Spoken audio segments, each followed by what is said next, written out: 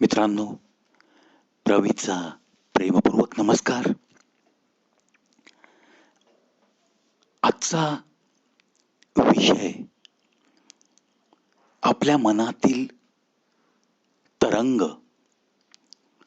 आणि इच्छापूर्ती यांचा अर्थार्थी काही संबंध असतो का, या प्रश्नाचं उत्तर शोधण्याचा आपण एक प्रयत्न करणार आहोत. मन म्हटलं की तुम्हा आम्हा सर्वांना माहिती आहे की ते चंचल असतं. ते कधीच एकाच गोष्टीवर थांबत नाही, भिरभिरत राहतं. त्याला ताब्यात ठेवणं खूप मुश्किल जातं.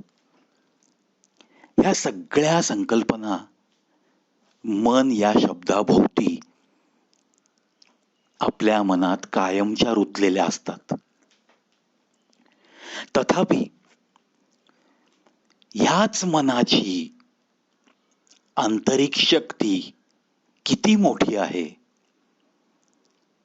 हे फार कमी लोक जाणतात. आणि याच मनाच्या त्या आंतरिक शक्तीमध्ये तुम्ही व्यक्त केलेली कोणतीही इच्छा पूर्ण करण्यासाठी सुद्धा एक महान शक्ती याच मनात दडलेली असते. फक्त होतं काय की सामान्य माणसं स्वतःला सामान्यच समजत जगतात आणि ते या शक्तीला कार्यान्वित करण्याचं धाडस करत नाहीत. मी धाडस करत नाहीत असे शब्द मुद्दाम वापरलेत, कारण खरंच आहे, या आंतरिक सुप्त शक्तीला कार्यान्वित करण्यासाठी थोडीफार पात्रता आणि धाडस या दोहोंची फार मोठी गरज असते. मग तुम्ही म्हणाल, मनात इच्छा व्यक्त केली की लगेच इच्छापूर्ती करण्याइतकी ही ताकद असते का? त्याचं उत्तर आहे हो, असतेच. आणि ती प्रत्येक व्यक्तीमध्ये आहेच. आता प्रश्न उभा राहील तुमच्या पुढे की मग कार्यान्वित कशी करायची, हे धाडस कसं करायचं?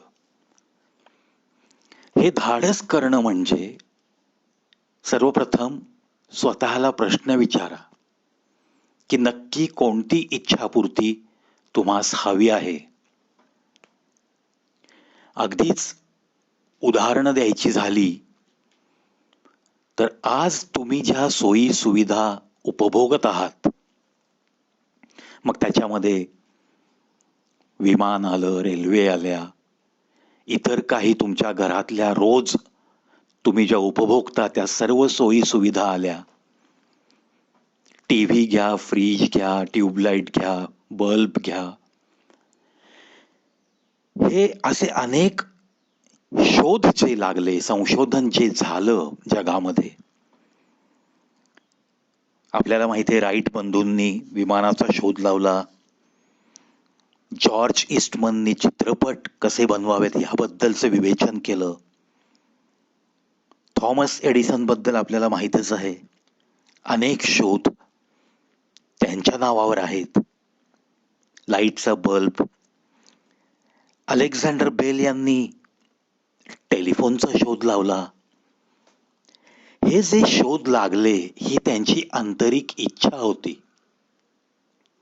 आणि मग काय करायचंय, ही इच्छापूर्ती कशी होईल, ही इच्छापूर्ती म्हणजे नक्की त्याची प्रतिमा काय आहे,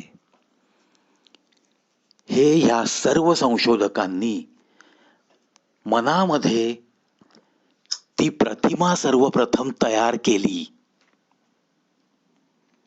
आणि आपोआप संशोधनाच्या मार्गावर त्यांची पावलं पडत गेली आणि आविष्कार होत गेले. हे अगदी सत्य आहे आणि याच गोष्टींनी हे सिद्ध केलं आहे की मानवी मनामध्ये एक अचाट शक्ती लपलेली आहे.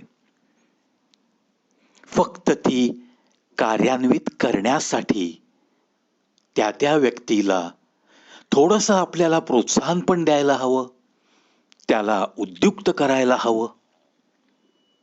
मग ह्या गोष्टी जिथे घडून येतात तिथे नक्कीच काहीतरी चांगली इच्छापूर्ती होऊन सर्वांचं कल्याण होऊ शकतं.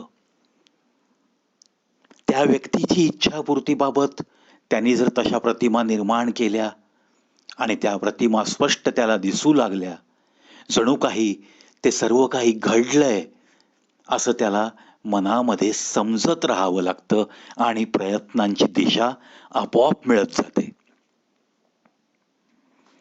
इथं विश्वास हा एक महत्वाचा गाभा आहे असं म्हटलं तरी चालेल.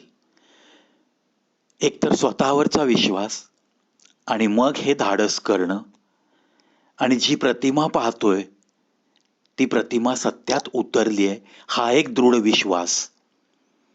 हे मनाला समजावता आलं की 100% तुम्हाला तुमच्या त्या इच्छापूर्तीपासून जगातली कोणतीही गोष्ट अडवू शकत नाही. ही खरं गोष्ट मानसशास्त्रानुसार परखून पण पाहिली आहे आणि मोठमोठ्या शास्त्रज्ञांना सुद्धा ही गोष्ट पटलेली आहे की जे काही अचाट अफाट या मानवाकडून घडलंय त्या त्या गोष्टींची त्या त्या व्यक्तींनी स्पष्टपणे आपल्या अंतःचक्षूंनी ती प्रतिमा निर्माण केली आधी आणि म्हणूनच या जगामध्ये इतक्या सुंदर गोष्टींची निर्मिती होत गेली आणि तुम्ही आम्ही या सर्व गोष्टींचा आज उपभोग घेत आहोत. आणि आजही आपल्या या मनुष्य जातीमध्येच अनेक विद्वान, अनेक विचारवंत, अनेक शास्त्रज्ञ आपापल्या मनाच्या या अंतरशक्तीला कार्यान्वित करत करत आपलं जे काही कार्य आहे त्या कार्यात मग्न आहेत. म्हणूनच या मानव जातीला जास्तीत जास्त वर्ष या पृथ्वीवर टिकून राहण्याचं वरदान लाभलंय असं म्हटलं तरी वावगं ठरणार नाही. मित्रांनो, मला असं वाटतं या गोष्टी ऐकल्यानंतर तुमचा स्वतःवरचा विश्वास वाढेल, स्वतःच्या मनावर एक प्रकारचा ताबा मिळवून त्या अंतरशक्तीला कसं कार्यान्वित करायचं याच्याकडे तुमचा कल वाढेल. अर्थात तुमचं धाडस वाढून तुमचा प्रवास इच्छापूर्तीकडे जोराने चालू होईल